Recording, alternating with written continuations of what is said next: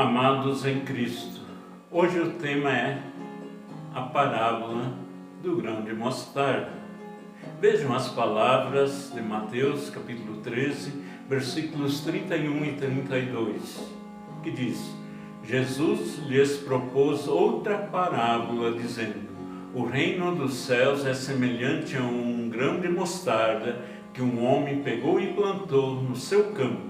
Esse grão é, na verdade, a menor de todas as sementes, mas quando cresce é maior do que as hortaliças e chega a ser uma árvore, de modo que as aves do céu vêm se aninhar nos seus ramos.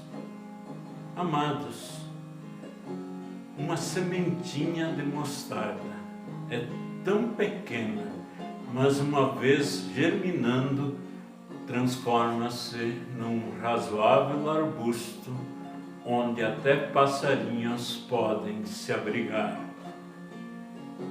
Como esta ilustração de Jesus quer mostrar a ação poderosa do reino dos céus entre nós. Deus vem em Jesus como criança indefesa. Como mestre, Jesus anda pelos caminhos empoeirados da Galileia. Seus seguidores eram pessoas simples, mulheres, idosos, jovens, crianças, pessoas doentes, marginalizadas, como os publicanos e demais pessoas identificadas pelos fariseus como pecadores. Mesmo assim, o reino dos céus está presente na vida e obra de Jesus. Mesmo Jesus morrendo pregado numa cruz, tornou-se o nosso Senhor ressurreto, o nosso Salvador. Os pássaros se aninhando à sombra e entre os galhos do arbusto da mostarda. Quais significados podemos extrair daí para a igreja? A igreja no sentido da família de Deus, que torna visível o reino dos céus aqui na terra. E podemos afirmar que a igreja que vive e testemunha o amor de Deus é qual sombra gostosa de aconchego, de acolhimento. Nela encontram lugar as mais diferentes pessoas, com os mais variados dons e histórias de vida.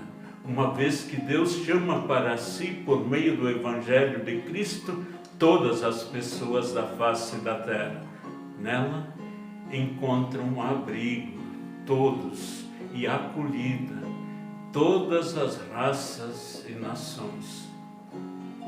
E diante disto, tem uma história que conta algo muito interessante de uma comunidade local, de uma igreja local, uma família de Deus, que começou a se congregar com um número pequeno de pessoas, nas casas das próprias pessoas que em Cristo se organizaram como uma congregação, estabelecendo entre elas o ministério da Palavra de Deus e a administração dos sacramentos. Aos poucos, Deus foi acrescentando à congregação novos membros que, após algum tempo, resolveram, então, construir um templo ao Senhor e também assim ter um local confortável para que todos os membros pudessem se reunir ali para os cultos, estudos bíblicos, oração e demais atividades próprias da congregação, de uma família de Deus. Decidiram que, atrás do altar, iriam colocar um vitral que, de certa forma, comunicasse algo que dizia respeito ao propósito, objetivo, razão e existência deste templo, bem como da própria congregação. A comissão de construção procurou por algum tempo uma frase para escrever neste vitral.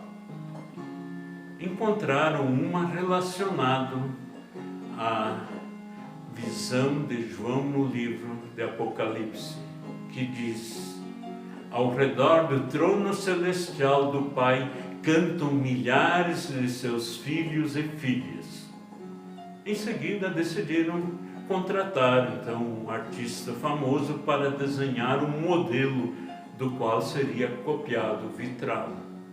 O artista se pôs a trabalhar e, quando terminou o quadro, ficou encantado com a obra que tinha conseguido criar em cima daquela frase. E já tarde da noite, dando o trabalho por concluído, ele foi descansar.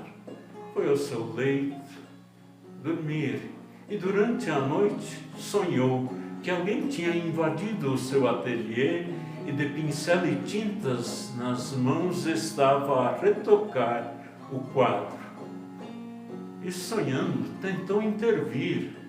O estranho intruso, todavia, respondeu: acho que você estragou a sua obra ontem à noite.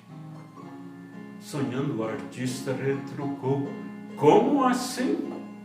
E o estranho então diz: em seu estoque de tintas você tem muitas cores, mas você só usou uma delas para pintar o rosto das pessoas. Quem lhe ensinou que no céu, no reino de Deus, só tem pessoas de rostos iguais, de cores iguais? Bem, eu não tinha pensado nisso, disse então o artista, um tanto envergonhado. Mas o estranho disse: olha aqui, eu vou pintar cada rosto com cor e expressões faciais diferentes, pois todos estes estão lá no reino dos céus. Fazem parte do reino dos céus, uma vez que têm atendido ao chamado de Deus. Quem é você, afinal? Indagou o artista, agora um tanto quanto assustado. O estranho, sorrindo, disse: João, em sua visão, escreveu: eu vi grande multidão que ninguém podia contar, de todas as nações, tribos, povos e línguas, em pé diante do trono. Isso conforme Apocalipse 7:9. Então o artista vê o quadro, estava perfeito, com o rosto de pessoas que representavam todas as raças e nações. E assim terminou o seu sonho. Agora de manhã cedo, quando o artista despertou do seu pesado sono, correu ao estúdio para ver a sua obra. Estava lá tal qual a tinha deixado na noite anterior. O artista, impressionado, todavia, com o seu sonho, imediatamente antes que a comissão viesse avaliar a obra encomendada, pegou as tintas e o pincel e se pôs a pintar os rostos das pessoas segundo as mais diversas raças e nações na terra. E quando dali a pouco a comissão da congregação chegou, acharam que a obra tinha ficado maravilhosa. E o chefe da comissão exclamou: esta é a grande família de Deus com o seu Pai Celestial. Amados, a igreja cristã, ela começou pequenina, qual um grão de mostarda. Congregações, mundo afora, começaram de forma pequenina, mas o reino dos céus vem crescendo. Na medida que Deus vem acrescentando à Igreja de Cristo os que pela fé, promovida pela ação do Espírito Santo, vêm sendo salvos pela graça de Deus. E conforme a visão de João, serão muitos. Será impossível contá-los. Há lugar para todos à sombra desta arvorezinha chamada Igreja Cristã.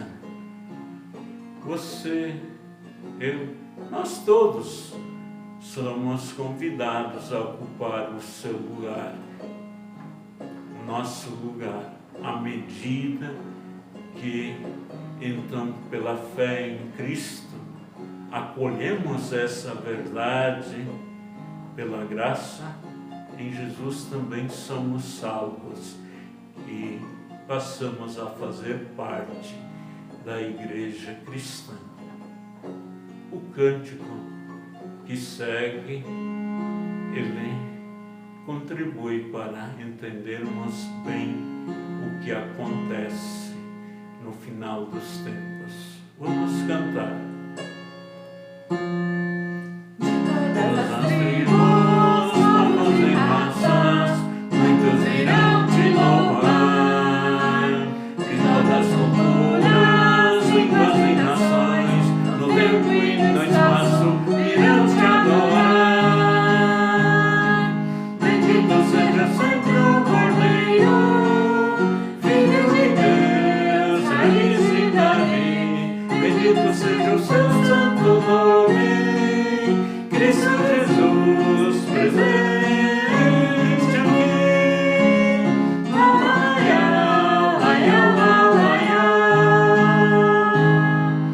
Bendito cantados, grande multidão, muitos irão te louvar.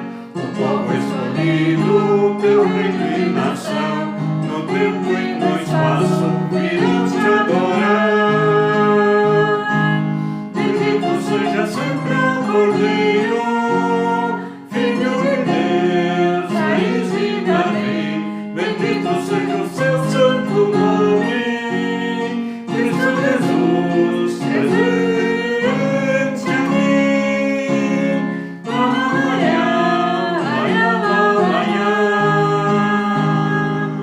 E a nós só nos cabe tudo dedicar, oferta suave ao Senhor.